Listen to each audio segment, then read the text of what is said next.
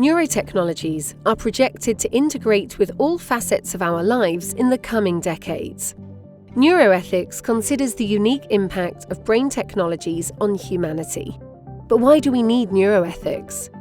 Bioethics mainly focuses on health and medical contexts. It has brought us patient protections for privacy and tools to empower patients to make decisions that are right for them, like informed consent. Doesn't that cover medicine for the brain? Data ethics is highlighted in tech circles and addresses privacy, surveillance, and discrimination that often goes beyond medical contexts. Is brain data so different than any other data being collected today?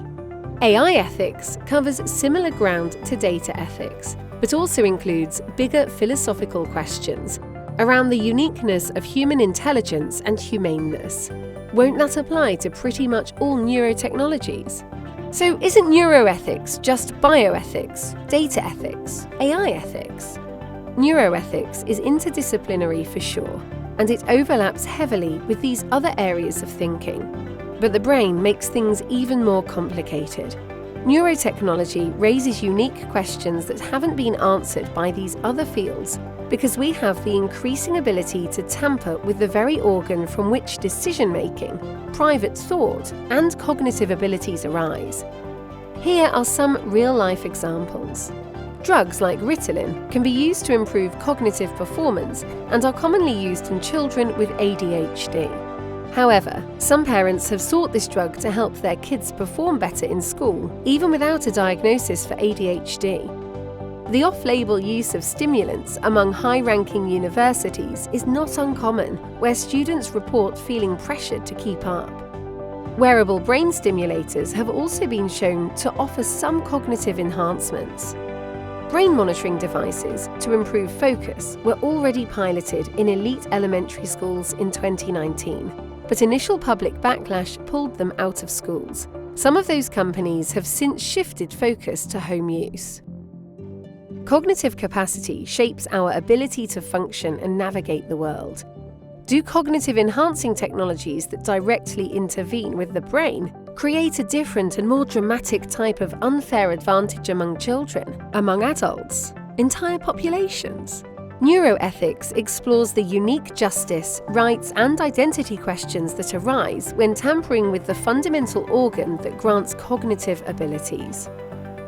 Deep brain stimulators have been used for a few decades now to relieve symptoms of Parkinson's disease, providing life-changing results to hundreds of thousands of patients.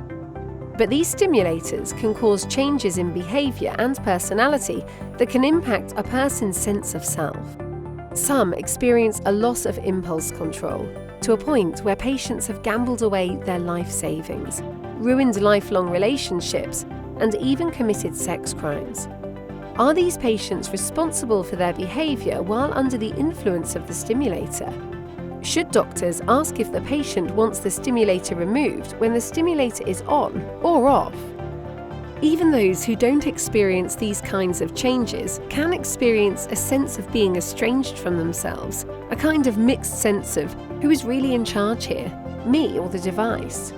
Neuroethics addresses the complexities of questions around identity, free will, and responsibility when the organ from which decision-making arises is directly modified. What about brain-reading technologies? Recently, brain-computer interfaces have been used to directly interpret a person's thoughts and translate them into spoken language. This is an enormously exciting development for folks with forms of paralysis that makes them unable to communicate using their voices. But when you take away the transition step from thinking something to actually saying it out loud, do we miss the opportunity to think twice before we speak? Self-editing is a critical part of how we communicate as a species, and is an important piece of maintaining the integrity and right to private thoughts and an inner world. Decoding what someone wants to say and sometimes detecting insights that aren't consciously recognized begins to open a window into the mind that has never existed before.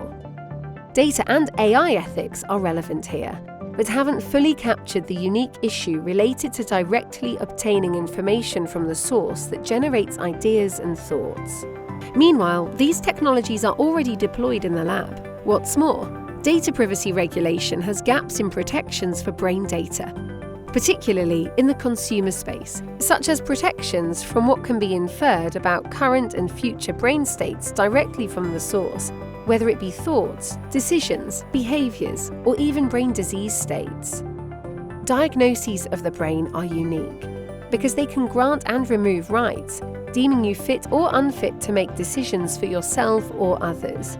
Technologies that intervene with the brain have the potential to directly modify one's ability to modulate one's feelings, actions, or even sense of self in ways no other technology can.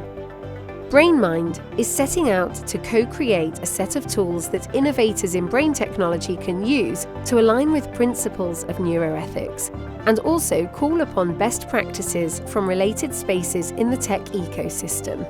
We're establishing protocols and setting a new culture for responsible neuro-innovation with the leaders across sectors in this field.